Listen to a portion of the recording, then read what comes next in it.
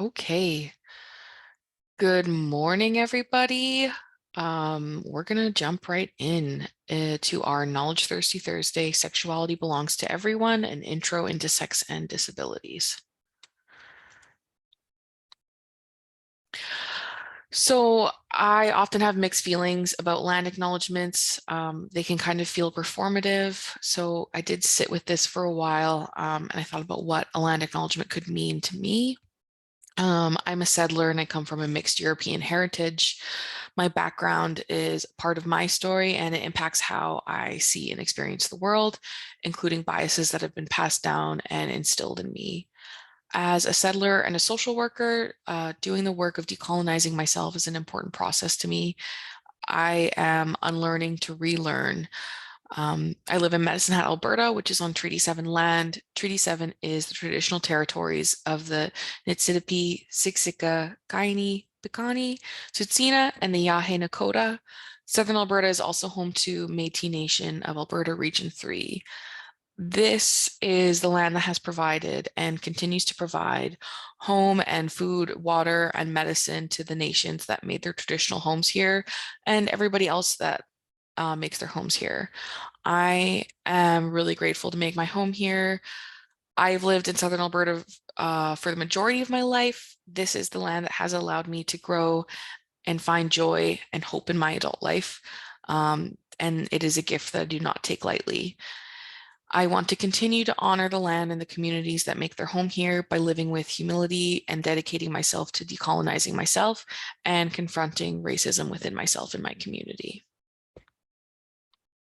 So we're going to move into some introductions and housekeeping. So welcome. Hello, my name is Kayla. My pronouns are she, her. I am a harm reduction outreach worker for SafeLink Alberta. As I mentioned earlier, I am in Medicine Hat. I'm also a registered social worker and I have a graduate certificate in sexual health.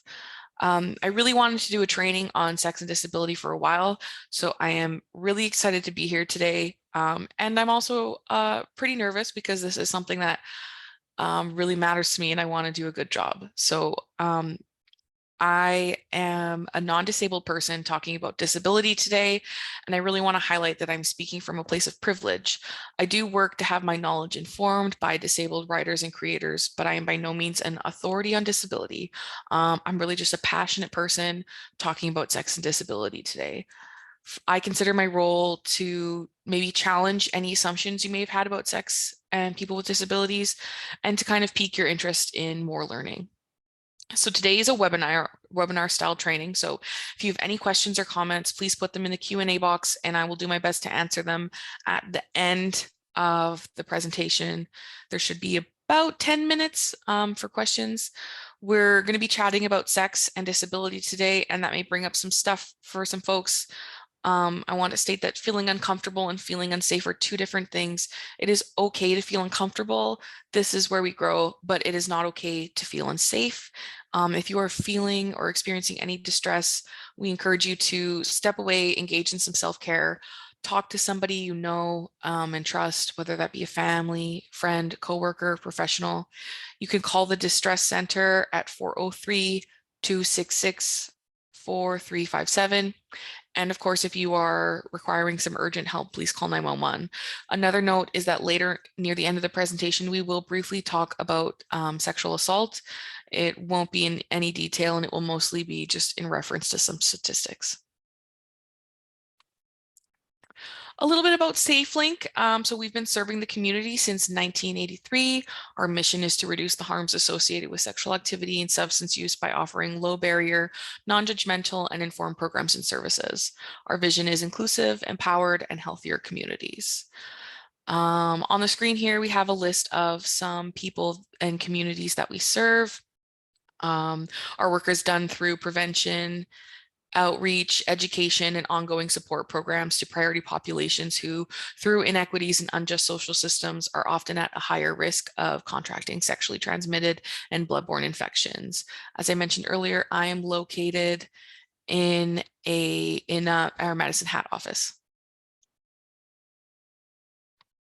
So our agenda for today.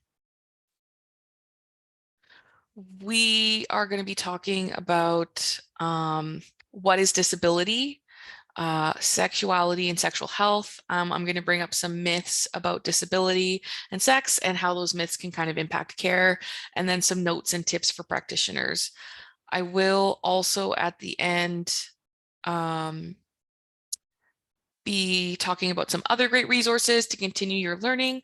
I really think it's important for us to take responsibility in our own learning. And so today's kind of just a place to start and get you excited.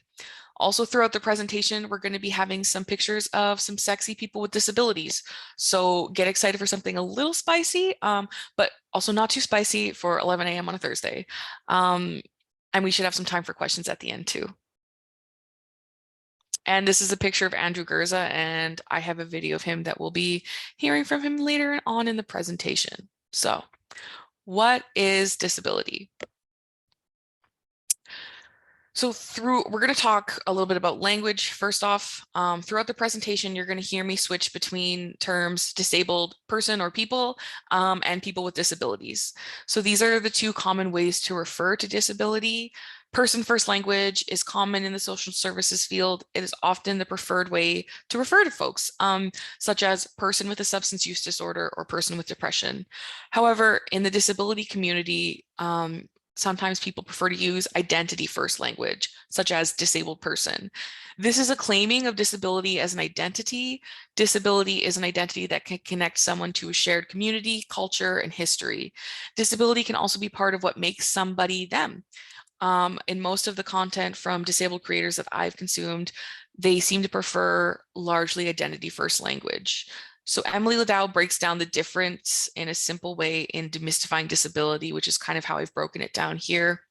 Ladau also suggests avoiding terms like differently abled or special needs. Often these terms are used to dance around the term disability. If the word disability makes you uncomfortable, I want you to challenge yourself to kind of think about maybe why that is. There's often this idea that the word disability is a bad word. When we think of something as a bad word, what do we think that about what that word represents? What images come into our heads? What kind of meanings, values, or morals maybe are we putting on that word? Something to perhaps reflect on if you haven't thought about that before. Of course, the golden rule is always asking somebody how they identify and then respecting that. Somebody may have a disability and not identify as disabled. I was doing my practicum last year at a local disability services agency, and my client had FASD. And I was with the client at a job finding agency, and on the paperwork it asked, do you have a disability? And the client had written no. And then we went into the other worker's office to kind of go over the paperwork, and the worker was really confused. The client did not see their FASD as a disability. The word disability just didn't resonate with them. And so that's really why it's important to ask people how they identify and then believing them and respecting that. What is disability? There's many definitions about what disability is, and most of them focus on disability as a lack, often defining disability and disabled people by what they cannot do. I chose this definition from the United Nations Convention on the Rights of Persons with Disabilities. It highlights that disability is something that exists within an interaction between an environment or a belief.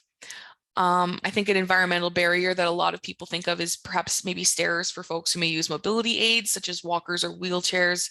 An attitudinal barrier could be stereotypes about disabled people, like what they can and can't do.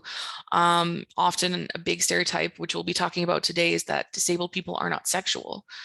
The barriers that exist in society impact how people experience the world. It is not the disability, but the barriers that prevent people from being able to equitably participate in society. This is particularly true of white supremacists and colonial culture. This could be a whole entire presentation, and we would definitely need way more than an hour to delve into that. I want you to consider the way that structures in our society are specifically built to keep people out or to keep them from participating in society. Disability also is often divided into two categories, visible and invisible. Visible disabilities may be like facial or limb differences, mobility issues where somebody may use a mobility device such as a cane or a wheelchair. An invisible disability is something that, you guess it, is invisible. We can't see. This could be something that could impact somebody's senses or cognition, such as learning differences or even brain injuries. Though throughout the presentation, I'm using the words disability and disabled, remember that they are not representative of one experience, but rather a broad spectrum of incredibly diverse experiences. Even people who may have had the same disability will not have the same experience. I also think it's really important to keep intersectionality in mind too. Shout out to Kimberly Crenshaw. If you're unfamiliar with intersectionality, it's basically the idea that all of our identities intersect to impact how we experience the world. Disability, race, gender, sexuality, and religion are just some things that may impact how somebody experiences the world and how they may experience privilege and or oppression. What is sexuality and sexual health?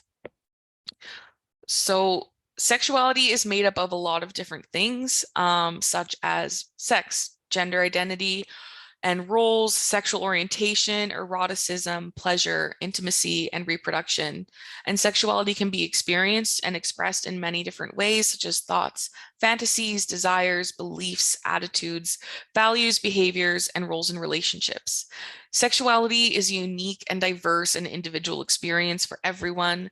A person's sexuality can be made up of all kinds of mixes of these aspects, and all of it's valid. A person may experience parts of sexuality, such as thoughts or fantasies and desires, and may not necessarily act on them. People may experience sexual thoughts and express them through sexual behaviors. Sexuality is something we may choose to express only with ourselves, or we may share it with others, such as in relationships or sexual encounters.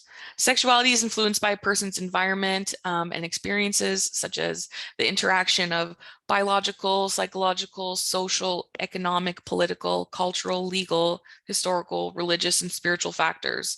All of these can impact how we are shaped as sexual beings and how we engage with the world as sexual beings. I really wanted to bring up how multifaceted sexuality is because I think there's a really big misconception or focus on the fact that sexuality is mostly about, the physical act of sex and sexual behaviors. But just because we don't have the imagination to see somebody as a sexual being does not mean that they are not one. And when I talk about seeing somebody as a sexual being, I do not mean sexualizing them. I mean understanding that sexuality is a part of being human in the human experience. And if we accept that as a fact, we're better able to support clients in a way that's holistic and can meet all of their needs. And with that, I'm going to have a sip of water and then talk about what sexual health is.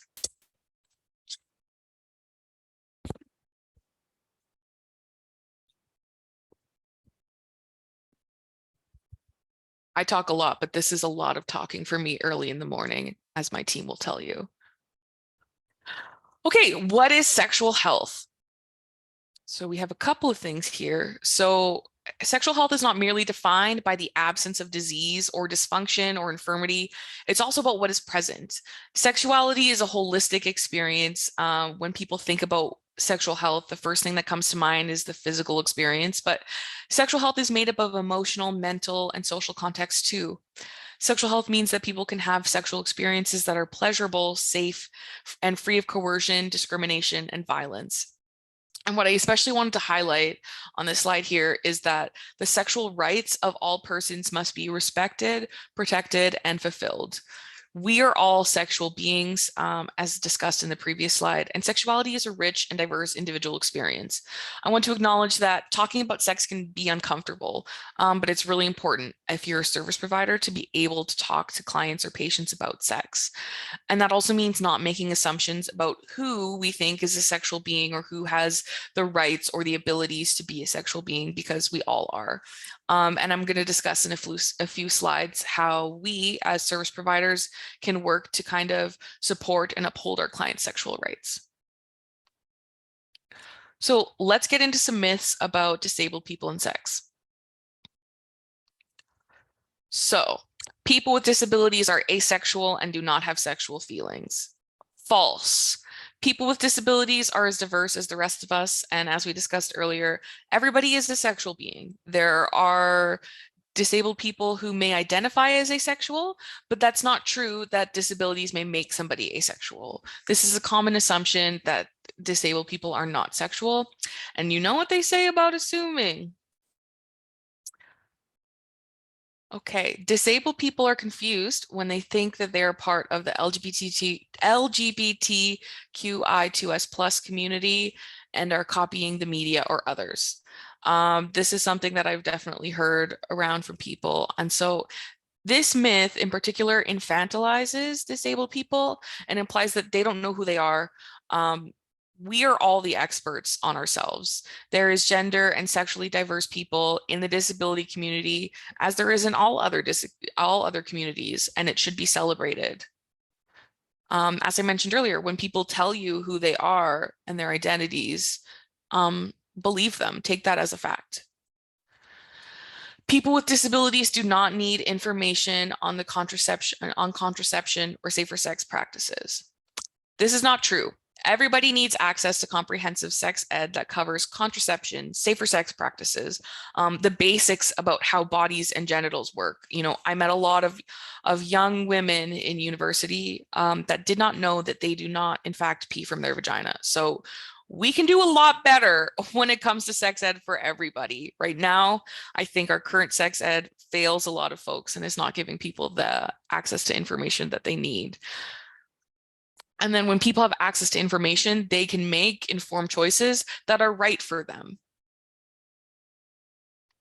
Disabled people cannot have sex. This is not true. And if I'm being honest, it really lacks imagination and further perpetuates the idea of the only real sex or sex worth having is penis and vagina sex. That also could be a whole other presentation. Sex and sexual behaviors are so diverse.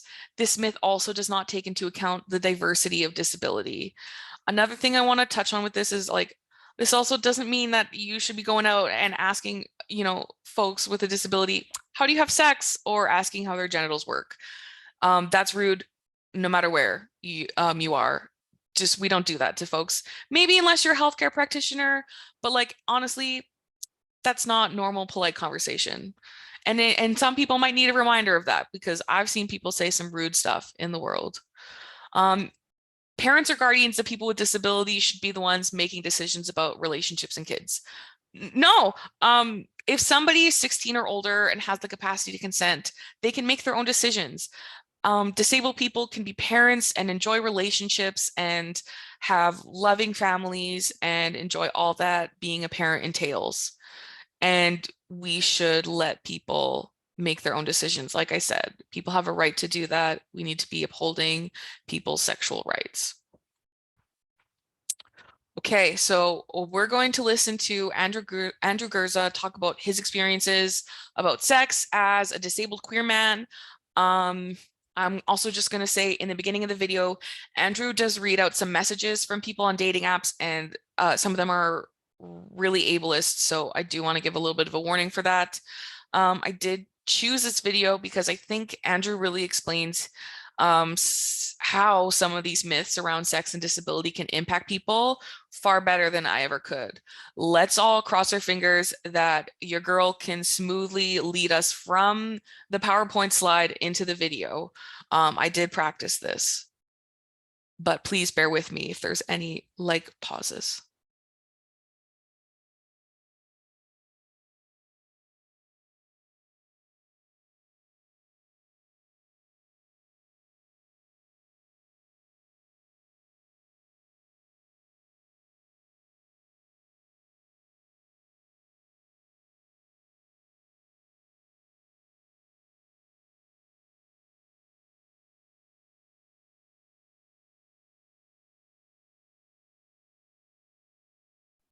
Chris, please give a thumbs up if the volume audio works.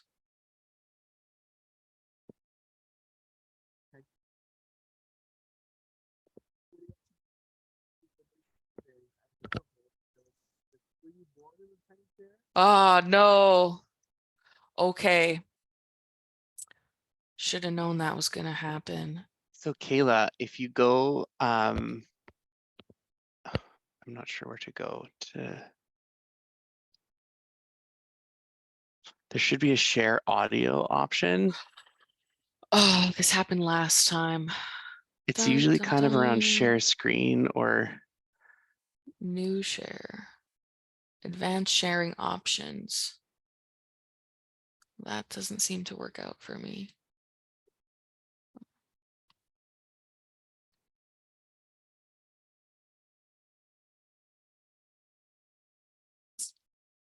Share sound. Yeah. Okay, let's try this again, everybody. Fingers crossed. No one is born Does this into Yeah. their work? mobility device. Amazing. We're I gonna didn't even start bother from the responding. beginning. Thank you for your help, Chris. Thank you for your patience, everybody.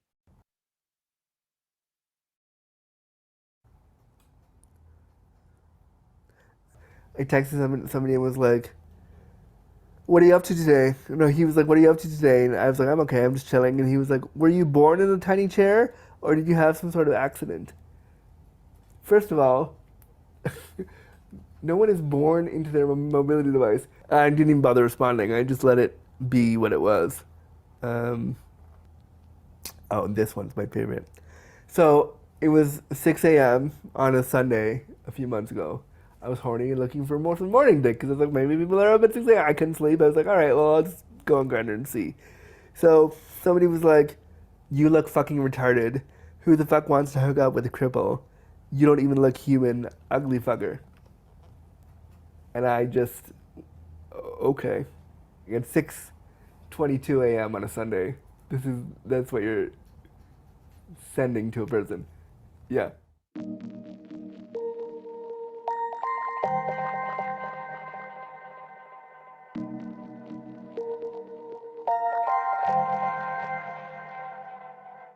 We don't talk about sexuality and disability at all in queer spaces or hetero spaces. We don't really talk about disability at all because people are afraid of disability because historically disabled people have been treated as asexual, as the other, as less than. If you really start looking at the way disabled people are treated on apps or in our day-to-day world trying to access dating and sexuality and our sexual selves, we are constantly denied and turned away and told we're not worthy of these expressions of sexuality. And so they never realize that a disabled person can be sexy. They never realize a disabled person can be sexual. They never realize a disabled person could make them feel pleasure. That's what I get all the time in my personal life.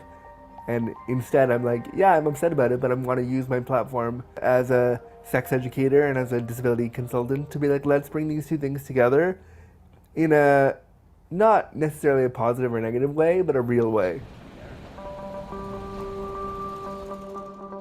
We're all looking for some kind of relationship, whether it's friendship, whether it's a romantic thing. We all want connection, and one of the ways that I'm learning about connection is by working with sex workers and working with people who are paid to do this. You still get to connect. In those 2 hours, I get to be as slutty, as sexual as I want in a safe, consensual environment with somebody who's learning about disability and who's willing to do all that with me in a safe environment. How did you feel when I hit you up to be like, hey, wanna do this as part of your job? I was like interested to see how it would go, just like how I am with like all the different kinds of. I think it's just like the whole conversation we had beforehand, just talking like the negotiations. It was just something like was a learning curve for me. It was like a way that I never really. I mean, I'd never really experienced before. Like the first time one of my sessions that I have somebody who had a disability who I was in a wheelchair. I didn't know until I actually showed up.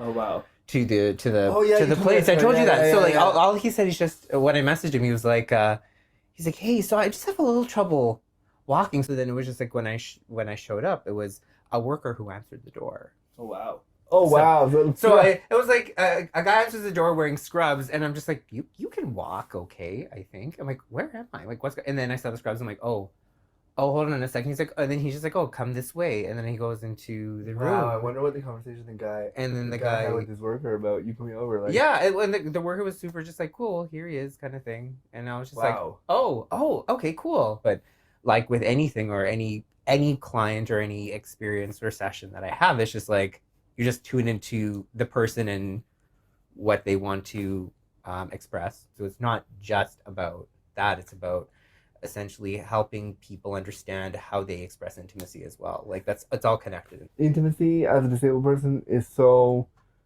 much better when there's possibility but not expectation. Yes. So I don't expect anything to happen, but it's nice to know that in this space with you, if I wanted to like touch your arm or be intimate in that 2 hour session, I can do that. I think those are those sessions where I'm like, I think are so beautiful, because the thing is just like, however you are in your body. So whether that's you're just like, I'm feeling, and of course, which is completely valid and it makes a lot of sense why you would feel like, when you would feel anger or feel frustration, right? But the thing is like, to able to hold that space for you is just as important as to hold that space for you when you're coming. You know what I mean? Because they're both types of release. And I wish we could see more of that on film and like porn and in OnlyFans. And in the way like gay men consume media, I wish we could not only see more disabled bodies, more brown bodies, more like other bodies, but also like, can we see a porn scene where they don't, nothing happens and they're just intimate for an hour? Like, I'd watch that. What is that? I think sometimes what happens with sex is just like there's so much power given to that, just through porn, through different forms of media, in which like you exalt this sort of type of a way of having sex. But unfortunately, it's like when we're growing up and we're seeing that, like for me, like I never saw I only saw white bodies. So the thing is just like I already felt weird about my body, I like still only see white bodies. Yeah, like, exactly. But that's what I mean. Like it's just like kind of like that sense of just like you grow up and you're like, okay, well, I feel like weird like having sex because like it's just like you just take it on. You don't consciously know it. Much like you were saying how all you saw was white bodies, I too only saw white bodies, and I saw able-bodied men. So I believed that the only way to fuck is with another able-bodied person. And so like even now with all my social justice work and all the work I do as a consultant, if you were to show me the hottest guy in a wheelchair and the able-bodied porn star, I would probably subconsciously pick the able-bodied porn star. And I would say like, oh, well, it's easier because he can lift me. And so then, like, but that's a bias too that I have. And so I understand that feeling of like, if I saw myself or somebody like myself, while I would support it theoretically, practically I'd still say no because it's so deeply ingrained. I don't see myself as this like sexy portrayal. I put that on as a kind of an armor for myself to feel safe when I'm going into queer environments where I don't have a space.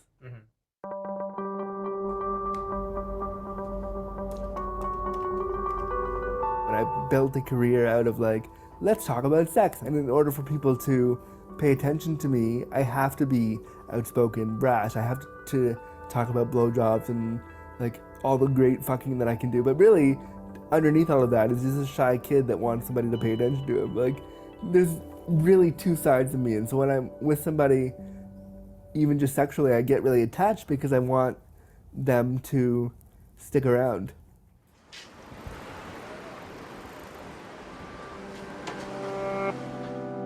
One of the things I'm really interested in talking about is disability and sexuality in queer spaces and ableism in the LGBTQ community.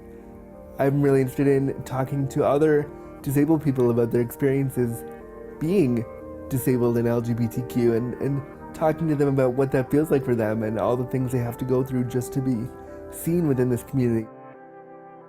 How does hooking up as a lesbian identified person in our community with a disability, how does that manifest for you? I think it's more about like dating rather than hooking up. It seems to me that there's like less of a hookup culture, or maybe I'm just not tapped into it. Can you share kind of some of the stuff that you navigate as a disabled person trying to? Yeah, I think like finding a venue or whatever to like go on a date can be challenging because it's like you have to make sure that it's queer positive, you have to make sure that it's accessible, you have to make sure that like not just that it's accessible but also the bathroom's accessible because if you're having a coffee then I might need to pee, and then the anxiety of that or whatever, right? And that's on top of the anxiety of like, what are people gonna think about me using a walker, or like what are people gonna like, are they gonna, I get a lot of like, oh, you're amazing, I'm gonna be friends with you.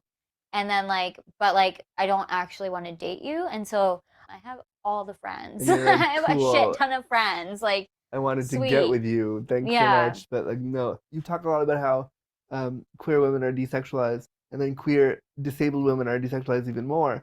Can you talk a little bit more about that and how that manifests for you?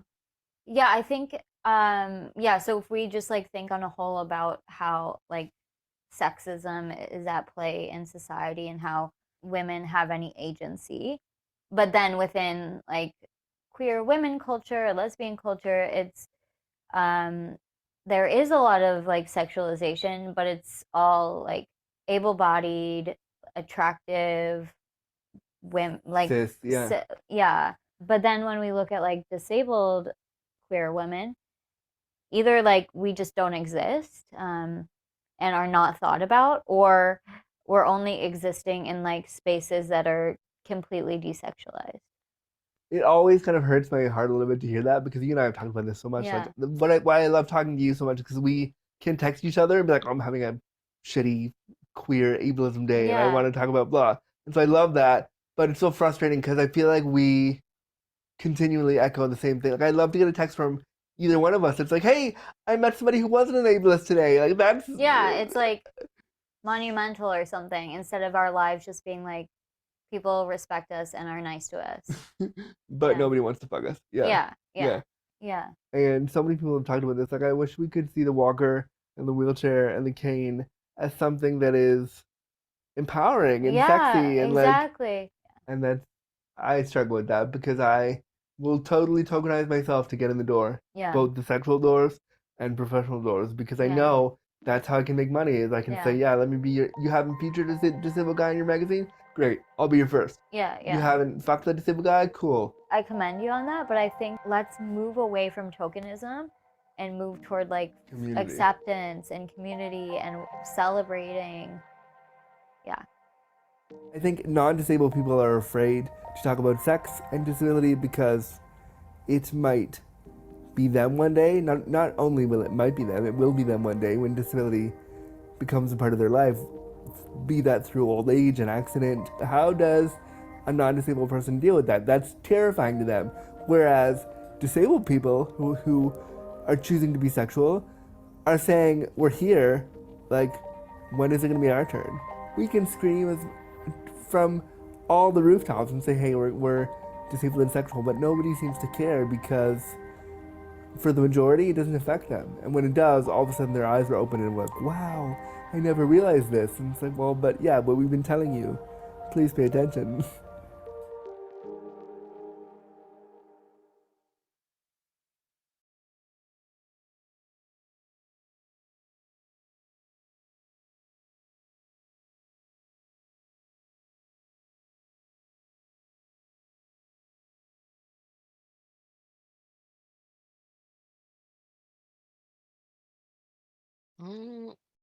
She's having some more technical difficulties, folks.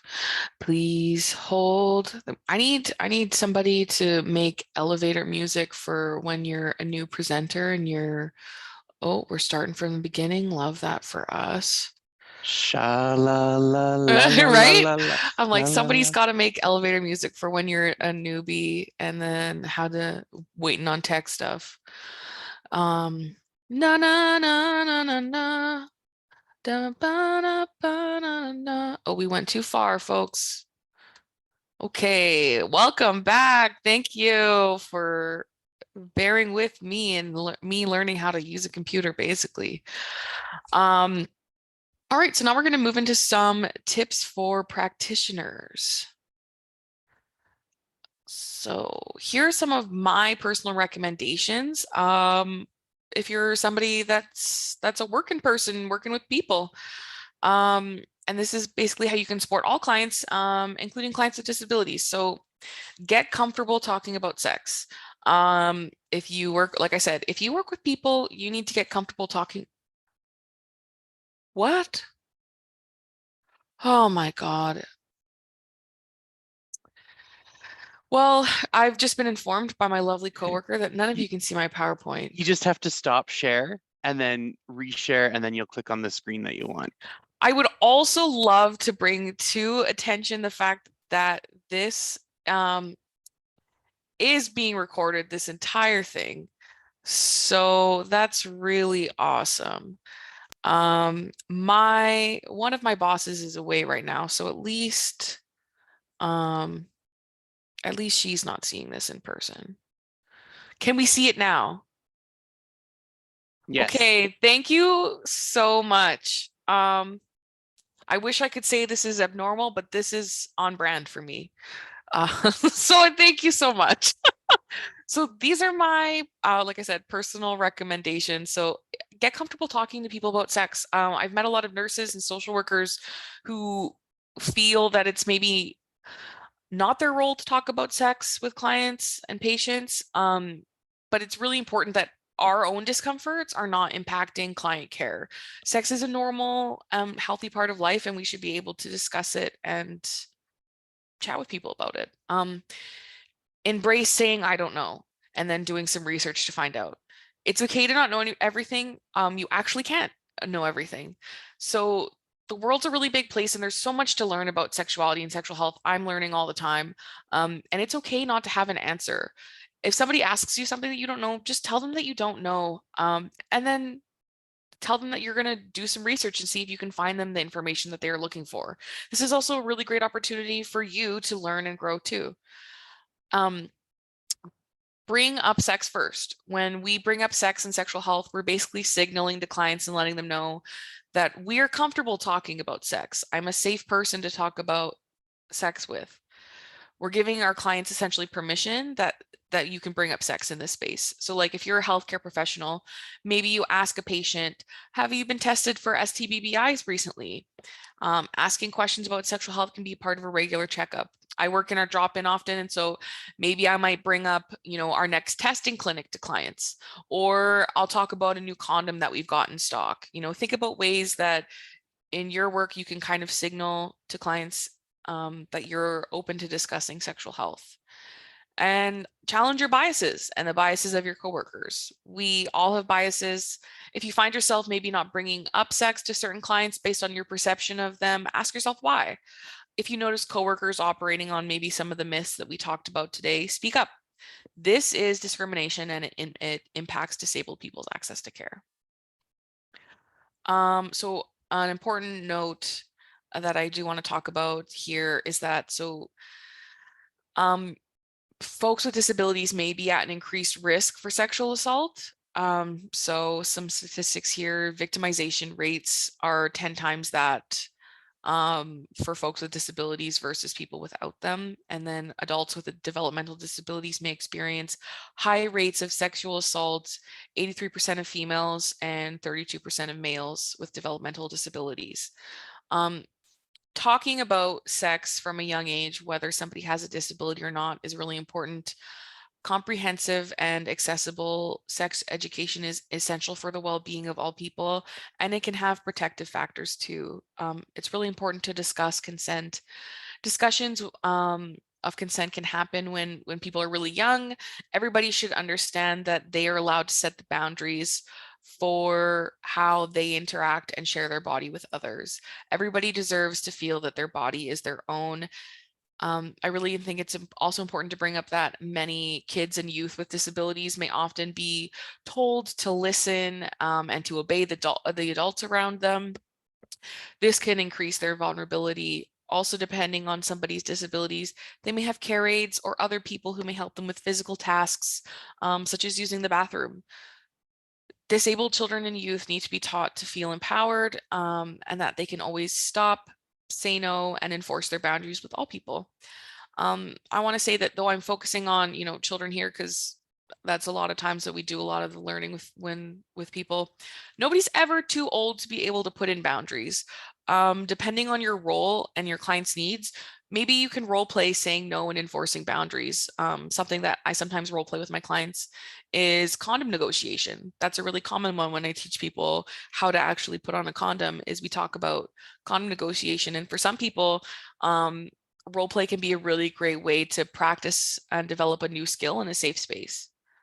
Another important thing to talk about is private spaces versus public spaces, and also private activities versus public activities. Think about, how do you know that there's things that may not be acceptable to do in public space, like masturbation? Did you infer this knowledge from the world around you, or did somebody tell you this is not an okay public activity? Some people with developmental disabilities may struggle picking up on cues, which is why direct information is best. Public and private spaces can also be a way to also tie into conversations about consent too. Sex education can be a protective measure against sexual assault. It's really important that everybody knows the medical terms about their bodies and their genitals. This knowledge can help people verbalize what has happened to them if they've been assaulted. Also, just because somebody is nonverbal does not mean that they can't communicate. So work with them to find a way that you both can communicate with each other. What I really want to stress with this slide is that we do not protect people from sexual assault or support them by not talking about sex and sexual health.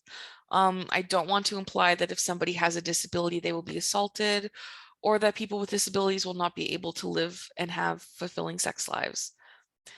These are just kind of a few important topics in sex ed that can help you support clients. Think about some other ways or some other topics that maybe can help you support your client's sexual health needs within your scope of your practice and your role. Now I'm going to talk about a couple of other resources.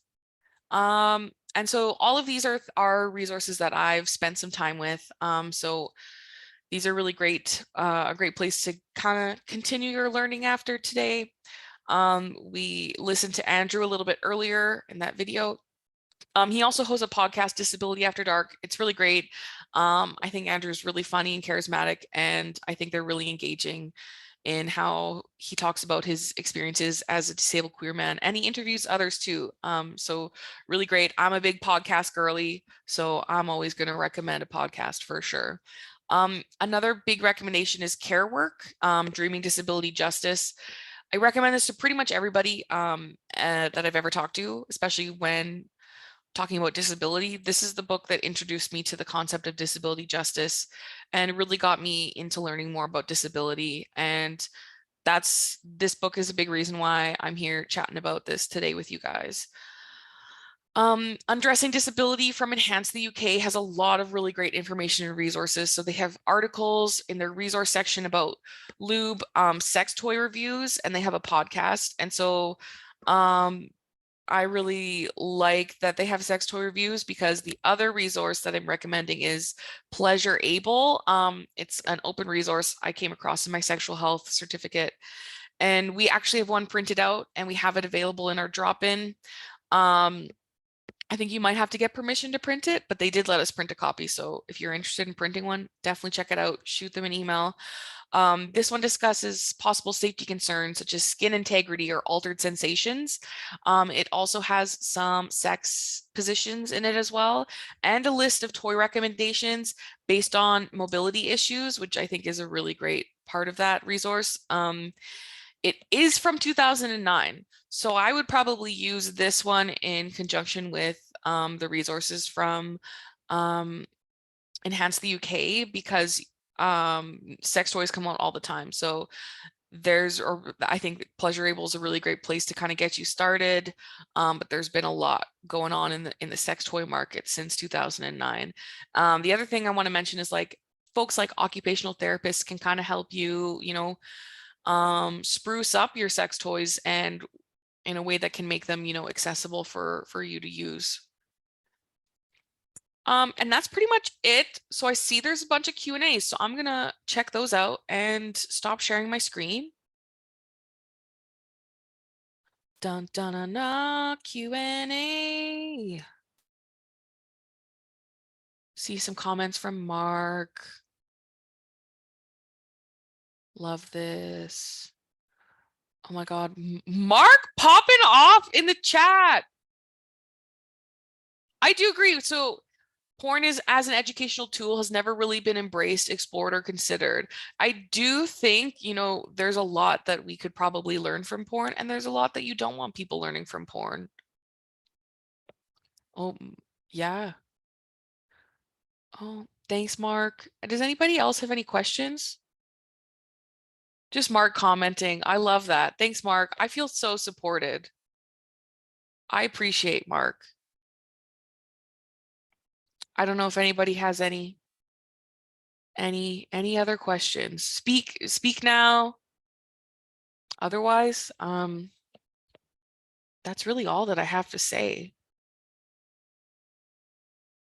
Okay. Oh, I see another thing. Mark appreciates you. Oh my God. What a great way to end this presentation. Thank you everybody for your time. I was, like I said, really happy to be here today. If you do ever have any other questions, hit us up at safelink.ca. You can email education, and you can always pop by the MessNet office and say hi to me. Thank you so much, everybody, for your time, and I hope you have a wonderful Thursday.